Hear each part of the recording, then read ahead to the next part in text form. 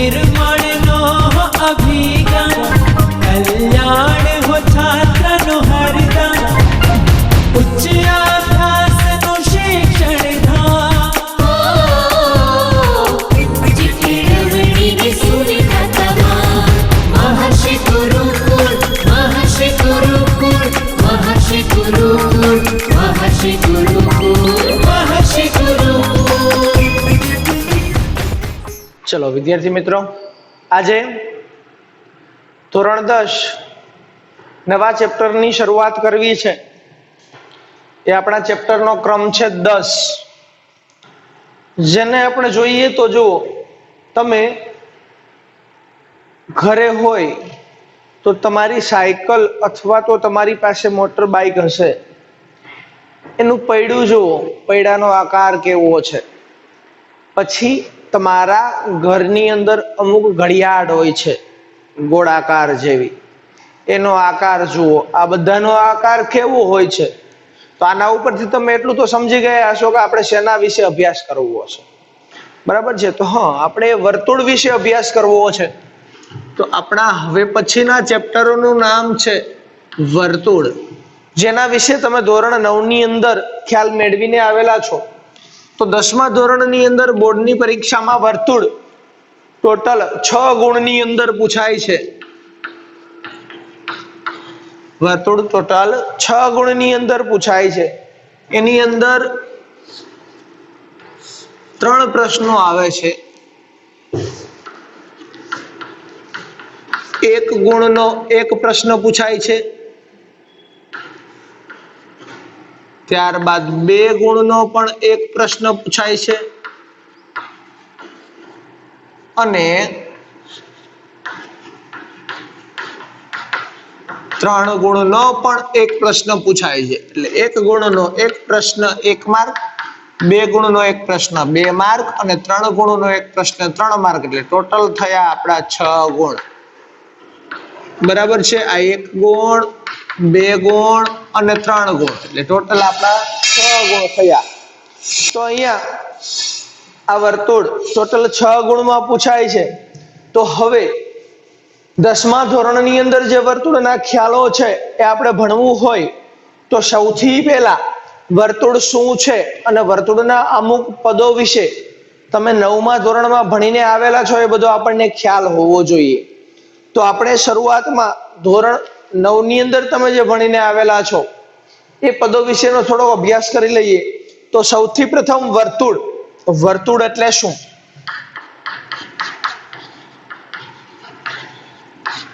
વર્તુળની વ્યાખ્યા, વર્તુળની વ્યાખ્યા એવી આપી શકાય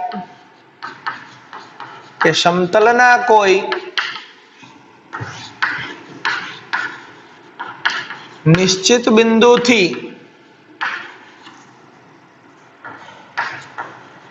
સમાન ધન અંતરે આવેલા તે જ સમતલના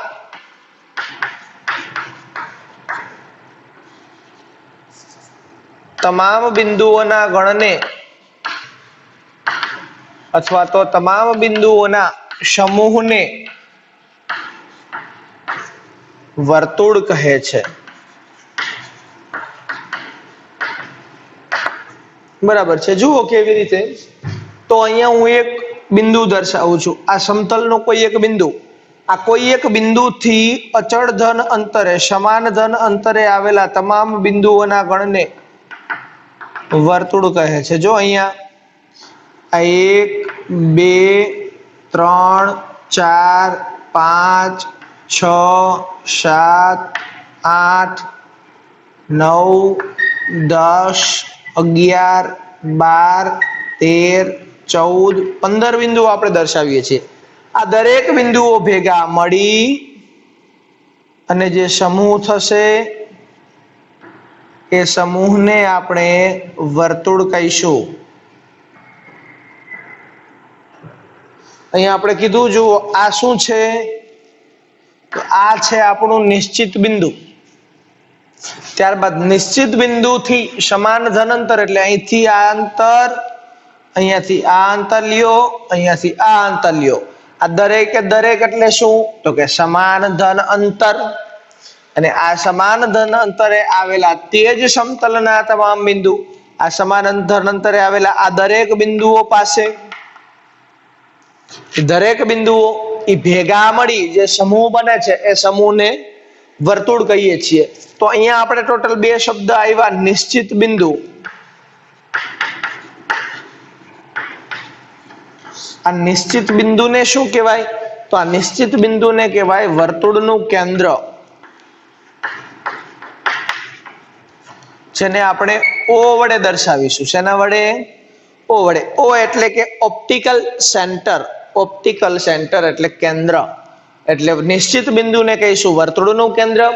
એવી જ રીતે શબ્દ આવ્યો બીજો સમાન ધન અંતર. આ સમાન ધન અંતરને કહીશું વર્તુળની ત્રિજ્યા. શું કહીશું? વર્તુળની ત્રિજ્યા, જેને આપણે સ્મોલ આર વડે દર્શાવીશું. Small R. આર એટલે રેડિયસ. શેના વડે દર્શાવીશું? આપણે સ્મોલ આર વડે દર્શાવીશું. એટલે કે ફરીથી એક વખત જોઈ લ્યો વર્તુળની વ્યાખ્યા.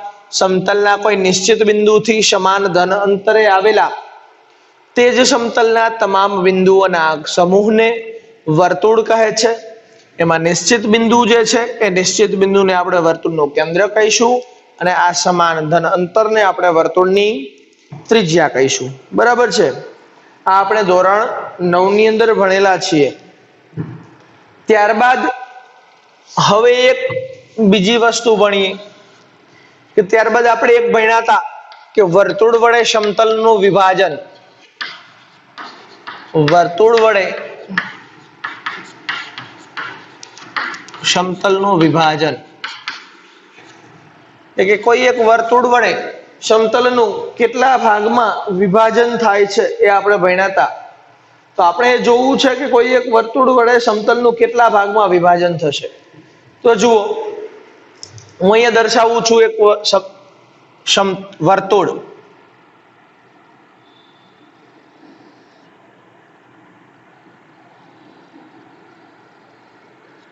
આ એક વર્તુળ છે.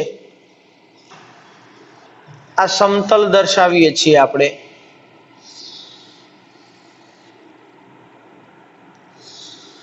આ છે સમતલ. હવે જુઓ અહીંયા સમતલ વડે વર્તુળ વડે સમતલનું કેટલા ભાગમાં વિભાજન થાય.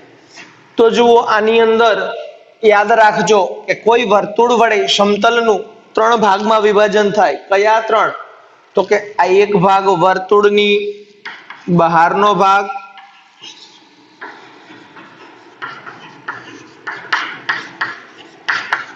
ત્યારબાદ આ વર્તુળ પોતે, અને આ છે વર્તુળની અંદરનો ભાગ.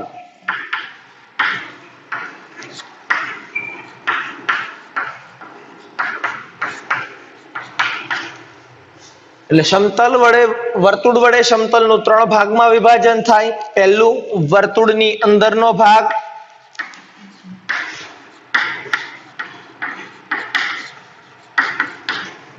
બીજું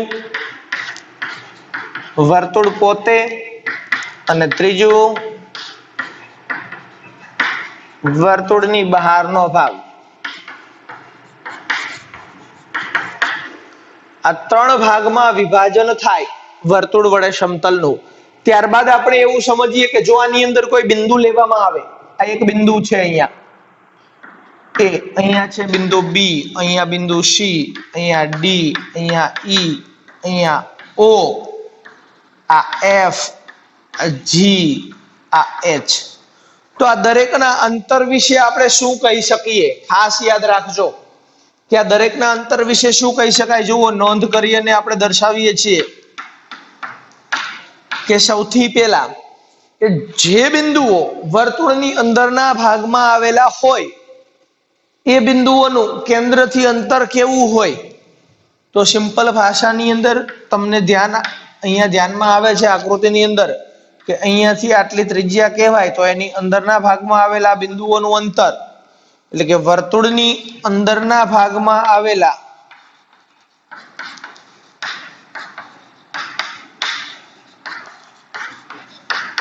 બિંદુઓનું અંતર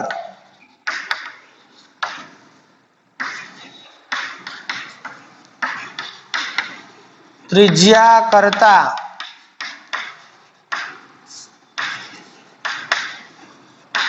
ઓછું હોય છે। જો તમે અહીંયા જોઈ શકો છો, આ ત્રિજ્યા છે, આ વર્તુળની અંદરના ભાગમાં આવેલા બિંદુનું કેન્દ્રથી અંતર, તો વર્તુળની અંદરના ભાગમાં આવેલા બિંદુઓનું કેન્દ્રથી અંતર ત્રિજ્યા કરતા ઓછું હોય છે। એવી જ રીતે વર્તુળ પર આવેલા બિંદુઓનું અંતર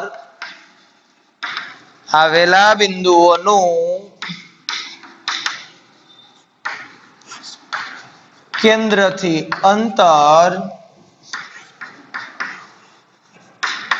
ત્રિજ્યા જેટલું હોય છે। કારણ કે જુઓ, આપણે અહીંયા ભણ્યા કે આ સમાન અંતર છે અને આપણે વર્તુળની ત્રિજ્યા કહીએ છીએ। એ સમાન અંતર એટલે શું?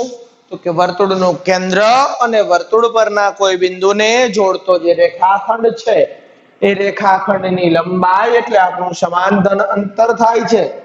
તો આ જે અંતર છે એટલે કે વર્તુળ ઉપરનું બિંદુ અને વર્તુળ પરનું કોઈ બિંદુ હોય, તો આ બંને વચ્ચેનું અંતર કેટલું થશે? ત્રિજ્યા જેટલું થશે। ત્યારબાદ કે વર્તુળની બહારના ભાગમાં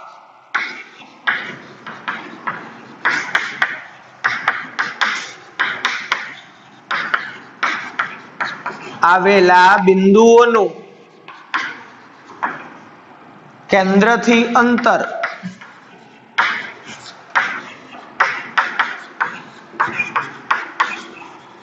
ત્રિજ્યા કરતા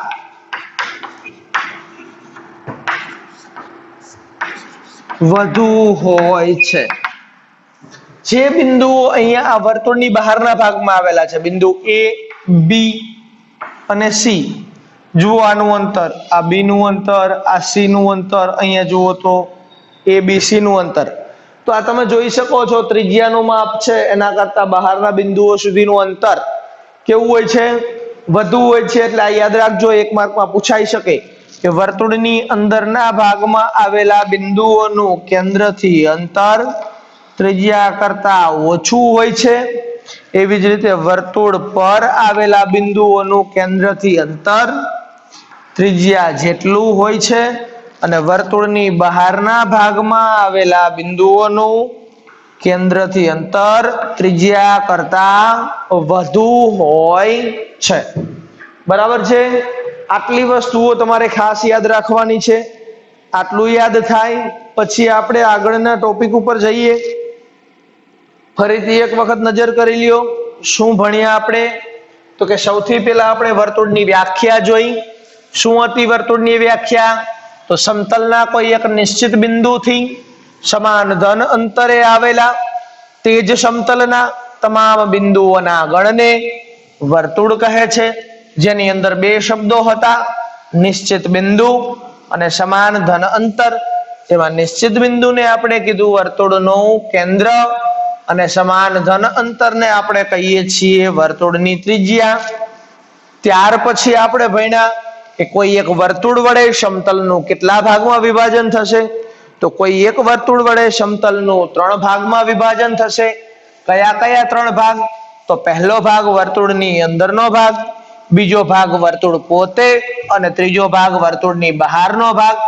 હવે એની અંદર આવેલા બિંદુઓનું કેન્દ્રથી અંતર પણ જોયું આપણે કે જો બિંદુ વર્તુળની અંદરના ભાગમાં આવેલું હોય તો તે બિંદુનું કેન્દ્રથી અંતર ત્રિજ્યા કરતા ઓછું હોય છે। પછી જો તે જ બિંદુ વર્તુળ ઉપર આવેલું હોય તો તે બિંદુનું અંતર વર્તુળની ત્રિજ્યા જેટલું હોય છે। અને જો વર્તુળની બહારના ભાગનું બિંદુ હોય તો તે બિંદુનું કેન્દ્રથી અંતર વર્તુળની ત્રિજ્યા કરતા વધારે હોય છે। હવે જોઈએ આપણે વર્તુળની જીવા વિશે।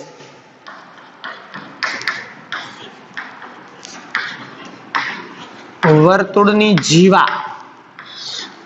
ચલો સૌથી પ્રથમ આપણે આપણું વર્તુળ બનાવી દઈએ, પછી આગળ વાત કરીએ.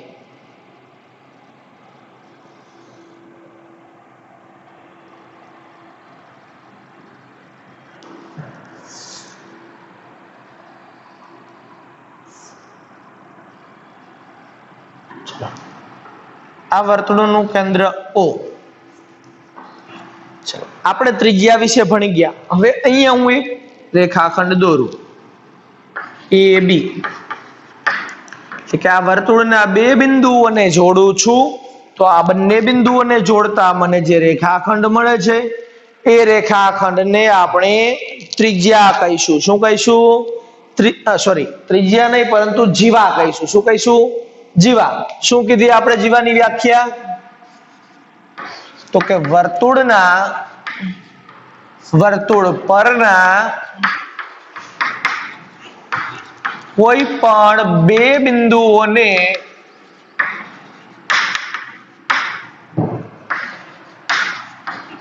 જોડવાથી બનતા રેખાખંડને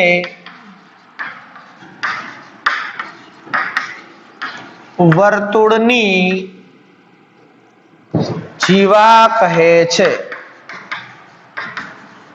વર્તુળ પરના કોઈ પણ બે બિંદુઓને જોડવાથી બનતા રેખાખંડને વર્તુળની જીવા કહે છે. જો આ થઈ ગઈ વર્તુળની જીવા. અહીંયા જ દોરવી એવું જરૂરી નથી, આ પણ વર્તુળની જીવા જ છે. એવી રીતે આ પણ વર્તુળની જીવા જ છે. અહીંયા પણ વર્તુળની જીવા મળે, અહીંયા ઉપરના ભાગમાં પણ વર્તુળની જીવાઓ મળે. ટૂંકમાં સિમ્પલ ભાષામાં જોઈએ તો કોઈ એક વર્તુળની અંદર અસંખ્ય જીવાઓ આવેલી હોય. બરાબર છે. પછી હવે તમે જોતા જાઓ કે વર્તુળની અંદર નીચેના ભાગમાંથી જેમ જેમ ઉપર જઈએ તેમ તેમ ક્રમશઃ જીવાની લંબાઈમાં વધારો થાય છે. જુઓ જોઈ તો કે વર્તુળમાં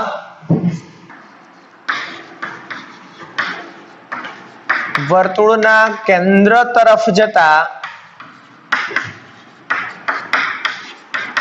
વર્તુળની જીવાની લંબાઈમાં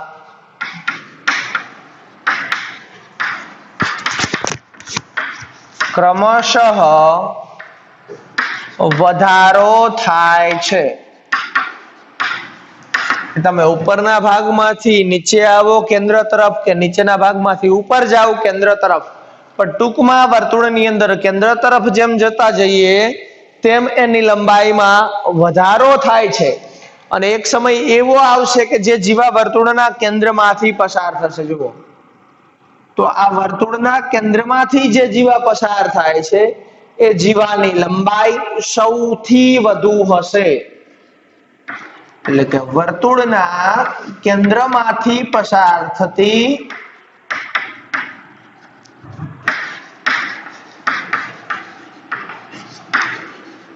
જીવાની લંબાઈ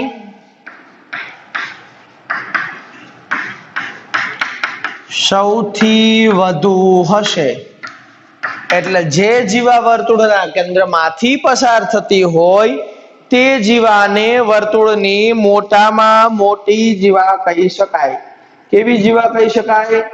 વર્તુળની મોટામાં મોટી જીવા કહી શકાય. હવે જુઓ કે આની અંદર સમાન લંબાઈની કેટલી જીવાઓ મળે? તો જો સમાન લંબાઈની જીવા સમજવી છે, આપણે બીજી આકૃતિ દોરીએ. આ એક વર્તુળ છે. અહીંયા ધારો કે આ જીવાની લંબાઈ 2 સેન્ટીમીટર થતી હોય તો અહીંયા પણ 2 સેન્ટીમીટરની જીવા દોરી શકાય. અહીંયાથી અહીંયા પણ 2 સેન્ટીમીટરની જીવા દોરી શકાય. અહીંયા પણ દોરી શકાય, અહીંયા પણ દોરી શકાય. આવી રીતે અસંખ્ય જીવાઓ સમાન લંબાઈની દોરી શકાય. એટલે કે સમાન લંબાઈની અસંખ્ય જીવાઓ મળે. આ એક જ વર્તુળની અંદર એવી જીવાઓ દોરવી છે કે દરેક જીવાની લંબાઈ સમાન છે, તો એવી સમાન લંબાઈની અસંખ્ય જીવાઓ દોરી શકાય. બરાબર છે. આ હતું વર્તુળની જીવા. હવે આપણે આગળ જઈએ વર્તુળનો વ્યાસ.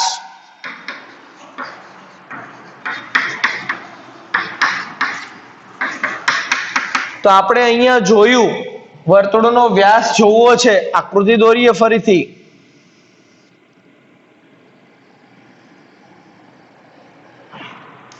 આપણે એવું કીધું કે જેમ જેમ તમે જીવાને કેન્દ્રની નજીક લેતા જાઓ ત્યારે એક સમય એવો આવશે કે જીવા વર્તુળના કેન્દ્રમાંથી પસાર થશે, ત્યારે એ જીવાને વર્તુળની મોટામાં મોટી જીવા કહીશું.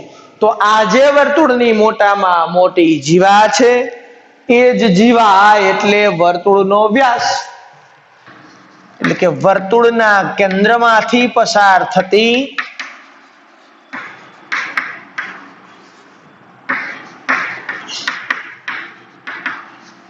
જીવાને વર્તુળનો વ્યાસ કહે છે. વર્તુળના કેન્દ્રમાંથી પસાર થતી જીવાને વર્તુળનો વ્યાસ કહે છે. આ સિવાય બીજું કેવું હોય તો એવી રીતે પણ કહી શકાય કે વર્તુળની મોટામાં મોટી જીવાને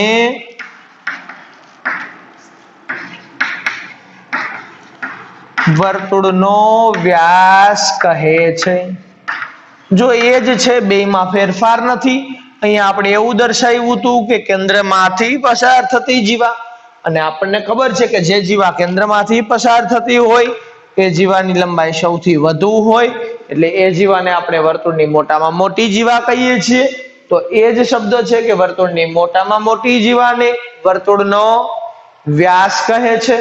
હવે બીજું જુઓ, તમે અહીંયા પણ જોઈ શકો છો, આપણે ત્રિજ્યામાં શું કીધું હતું કે આ વર્તુળના કેન્દ્રથી વર્તુળ પરના કોઈ એક બિંદુ સુધીના અંતરને આપણે વર્તુળની ત્રિજ્યા કહીએ છીએ. એટલે આ OA નું માપ વર્તુળની ત્રિજ્યા થઈ, એવી જ રીતે OB ને પણ શું કહેવાય? વર્તુળની ત્રિજ્યા કહેવાય. અને આ જે AB છે એ AB ને તો આપણે વર્તુળનો વ્યાસ કીધો. OA એટલે વર્તુળની ત્રિજ્યા થઈ, OB એટલે વર્તુળની ત્રિજ્યા થઈ, અને AB ને આપણે વર્તુળનો વ્યાસ કહીએ છીએ. જુઓ અહીંયા AB બરાબર શું છે તો કે AB બરાબર OA વત્તા OB, એટલે કે બે ત્રિજ્યાઓના માપનો સરવાળો કરીએ એટલે આપણને વર્તુળના વ્યાસની લંબાઈ મળે છે. તો એનો મતલબ શું થયો કે વર્તુળનો વ્યાસ એ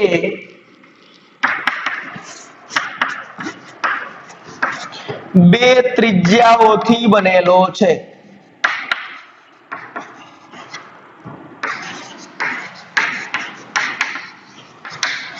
વર્તુળનો વ્યાસ એ બે ત્રિજ્યાઓથી બનેલો છે. પણ એક વસ્તુ મિત્રો યાદ રાખજો કે બે ત્રિજ્યાઓથી બનેલો છે એનો મતલબ કોઈ પણ બે ત્રિજ્યા લઈ શકાય નહીં. કારણ કે હું એક ત્રિજ્યા અહીંયા લઉં, ફરીથી એક વર્તુળાઈ બનાવીએ આપણે. આ કેન્દ્ર છે, હું એક ત્રિજ્યા દર્શાવું OP અને બીજી ત્રિજ્યા દર્શાવું OQ. તો જુઓ આ બંને ત્રિજ્યાઓ ભેગી મળી અને વ્યાસ ન બનાવે. ક્યારે બનાવે? જ્યારે બંને ત્રિજ્યાઓ એક જ સુરેખ રેખા ઉપર આવેલી હોય તો જ એ બંને ત્રિજ્યાઓ વ્યાસ બનાવે, બાકી વ્યાસ બને નહીં. અલગ અલગ હોય, સુરેખ રેખા ઉપર નથી આવેલી, તો એ બંને ત્રિજ્યાઓને ભેગી કરી અને વ્યાસ બનાવી શકાતો નથી. આ બંને ત્રિજ્યાઓ મળીને વ્યાસ બનાવે નહીં. વ્યાસ ક્યારે બનાવે?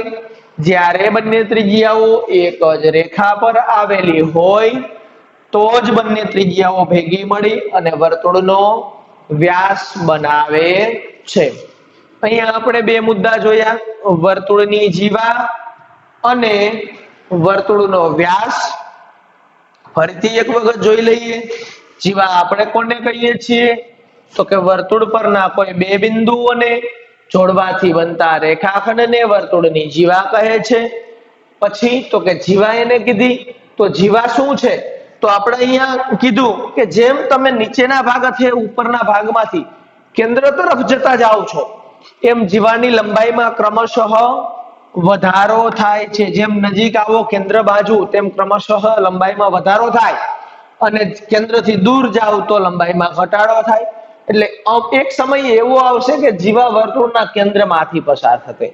અને આ કેન્દ્રમાંથી જે પસાર થતી હોય એ જીવાની લંબાઈ સૌથી વધુ હોય છે અને આ કેન્દ્રમાંથી પસાર થતી જીવાને જ આપણે વર્તુળનો વ્યાસ કહીએ છીએ બરાબર છે એને જ આપણે શું કહીએ છીએ વર્તુળનો વ્યાસ કહીએ છીએ અને વર્તુળનો વ્યાસ આપણે કીધું એ રીતે બે ત્રિજ્યાઓનો બનેલો છે પણ કેવી બે ત્રિજ્યા તો એ બંને ત્રિજ્યાઓ એક રેખાની અંદર સમય જતી હોવી જોઈએ તો જ બને એટલા માટે જો બે ત્રિજ્યાઓની બનેલી હોય તો વ્યાસ શું કહેવાય કે બંને ત્રિજ્યાઓના માપનો સરવાળો એટલે આપણને વ્યાસનું સૂત્ર મળી શકે કે વ્યાસ બરાબર 2 ગુણ્યા ત્રિજ્યા આવું બને એમાં વ્યાસને આપણે કેપિટલ ડી વડે દર્શાવીએ છીએ અને ત્રિજ્યાને આપણે 2 ગુણ્યા સ્મોલ r વડે દર્શાવીએ છીએ ડી એટલે કે ડાયોપ્ટર ડાયોપ્ટર એટલે વ્યાસ અને r એટલે રેડિયસ રેડિયસ એટલે ત્રિજ્યા તો આ વ્યાસ અને ત્રિજ્યાની વાત થઈ કે કેવી રીતે ત્રિજ્યા અને વ્યાસ વચ્ચે સંબંધ છે તો અહીંયાથી આપણે કહી શકીએ કે વ્યાસ એ ત્રિજ્યા કરતા બમણા છે કેવા છે વ્યાસ એ ત્રિજ્યા કરતા બમણા છે તો અહીંયા આપણે કયા કયા મુદ્દાઓની ચર્ચા કરી એક વખત યાદ કરી લઈએ ફરીથી તો આપણે સૌથી પહેલા ભણી ગયા વર્તુળની વ્યાખ્યા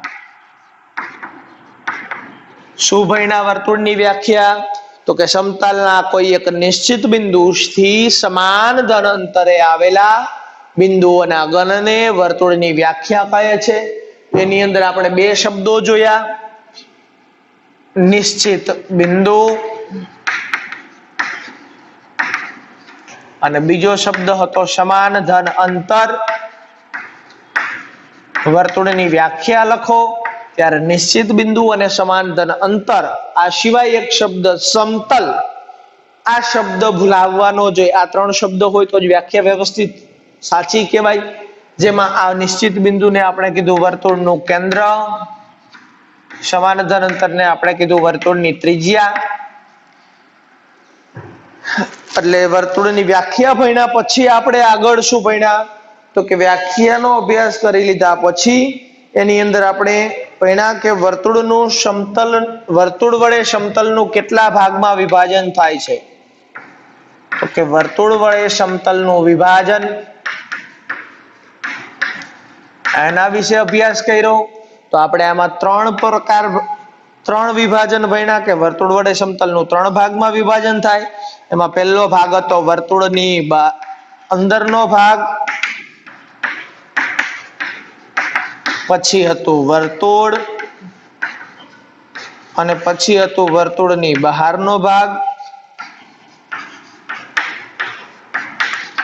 આની અંદર આપણે એવો પણ ઉલ્લેખ કર્યો હતો કે જો કોઈ બિંદુ વર્તુળની અંદરના ભાગમાં આવેલું હોય તો તે બિંદુનું કેન્દ્રથી અંતર ત્રિજ્યા કરતા વધુ થાય જો કોઈ બિંદુ વર્તુળ ઉપર આવેલું હોય તો તે બિંદુનું કેન્દ્રથી અંતર ત્રિજ્યા જેટલું થાય અને જો કોઈ બિંદુ વર્તુળની બહારના ભાગમાં આવેલું હોય તો તે બિંદુનું કેન્દ્રથી અંતર ત્રિજ્યા કરતા વધારે થાય ત્યાર પછી આપણે મુદ્દો ભણ્યા વર્તુળની જીવા એની આપણે વ્યાખ્યા કીધી કે વર્તુળના કોઈ પણ બે બિંદુઓને જોડતા રેખાખંડને વર્તુળની જીવા કહે છે એની અંદર આપણે એવું કીધું હતું કે કેન્દ્ર તરફ જતા જીવાની લંબાઈમાં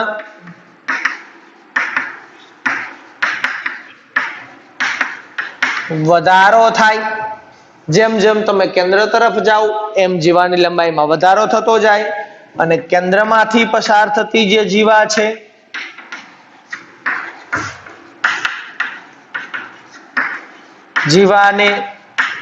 જીવાની લંબાઈ સૌથી વધારે હોય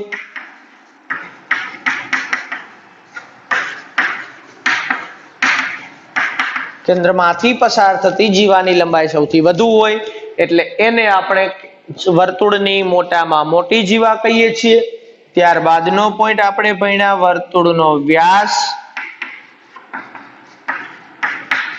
આની અંદર આ જે વર્તુળની જીવા હતી એની અંદર એક પોઈન્ટ આપણે એવો કીધો હતો કે વર્તુળના કોઈ પણ વર્તુળની સમાન જીવાઓ હોય એવી અસંખ્ય જીવાઓ મળે. પછી વર્તુળનો વ્યાસ, તો એની વ્યાખ્યા આપણે એવી ભણ્યા કે મોટામાં મોટી જે જીવા છે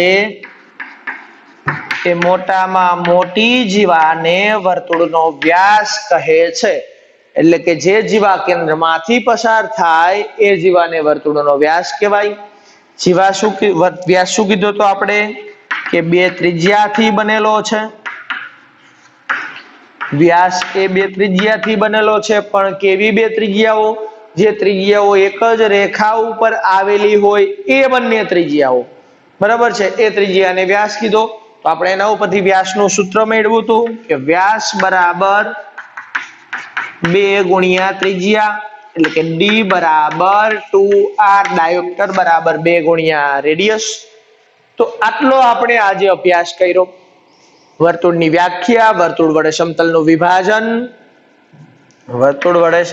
વિભાજન, વર્તુળની જીવા અને વર્તુળનો વ્યાસ. હવે આગળ આપણે ધોરણ 9 ના જ મુદ્દાઓ છે કે ચાપ છે, વૃતાંશ છે, વૃત્તખંડ છે, એના વિશે હવે આગળના લેક્ચરની અંદર અભ્યાસ કરીશું.